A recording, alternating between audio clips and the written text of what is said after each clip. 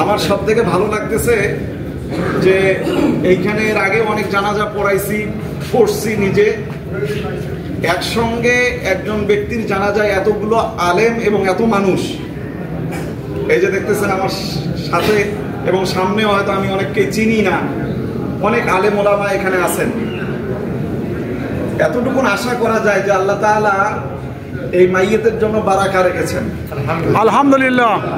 সম্মানিত উপস্থিতি, আজ আমরা যে মাইয়েতের জানাজার জন্য এখানে উপস্থিত হয়েছি, তিনি গঙ্গাছড়া সিনিয়র মাদ্রাসার শিক্ষক ছিলেন। আজ তিনি আল্লাহর দরবারে চলে গেছেন। আমরা তার জন্য দোয়া করব। তিনি যে সমস্ত নেক আমল করছেন, বিশেষ করে তিনি একজন শিক্ষক ছিলেন। আল্লাহর রাসূল বলেছেন, বুইস্তু মুআল্লিমা, আমি দুনিয়াতে শিক্ষক হিসাবে প্রেরিত হয়েছি। তাহলে আল্লাহর রাসূল যে কথা বলছেন সেই কথার সঙ্গে তার জীবনের একটা গুরুত্বপূর্ণ মিল ছিল। তাই আমরা তার জন্য দোয়া করব, আল্লাহ তাআলা যাতে তার জীবনের নেক আমলগুলো কবুল করেন। মাইয়েত আমার তাওয়াতো ভাই, ওনার প্রিন্সিপাল সাহেব বললেন উনি একজন শিক্ষক ছিলেন এবং মাদ্রাসার শিক্ষক ছিলেন, ইসলামী জ্ঞান বিতরণ করেছেন। এটা সাদকায়ে জারিয়া হিসাবে কবুল হবে, আমিন। এবং তিনি মানুষ হিসাবে নেক আমল করে গিয়েছেন এবং আমরা সাক্ষী দিচ্ছি উনি নামাজি ছিলেন, মুত্তাকি মানুষ ছিলেন।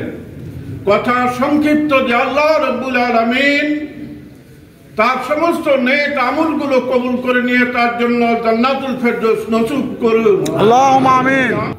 আল্লাহ রাব্বুল আলামিন তিনটা জিনিস নিয়ন্ত্রণ করেন সরাসরি।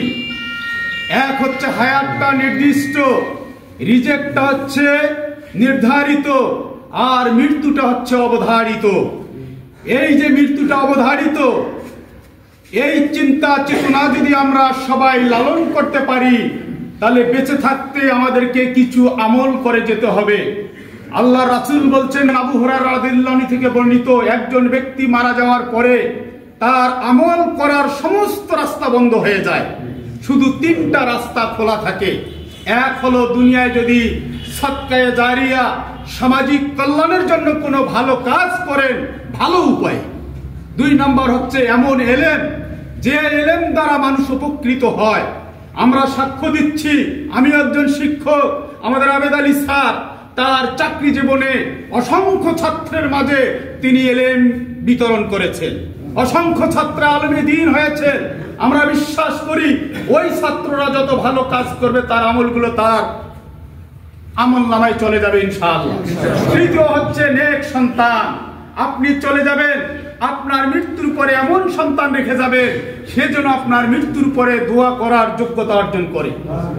এই সন্তান যদি রেখে যায়, আপনার মৃত্যুর পরে সন্তানের ভালো কাজগুলো আপনার আমল নামায় যাবে। মরহুমের জন্য দোয়া করি, আল্লাহ রাব্বুল আলামিন তার জীবনের নেক আমলের ওসিলায় ছোটখাটো ত্রুটি সমূহ মাফ করুন এবং জান্নাতের উচ্চ মাকাম দান করুন। পরিবারের সকলকে সবরে জামিল দান করুন। আসসালামু আলাইকুম ওয়া রাহমাতুল্লাহ। সম্মানিত উপস্থিতি, আসসালামু আলাইকুম। মরহুম আমার পিতা, আমি তার একমাত্র সন্তান।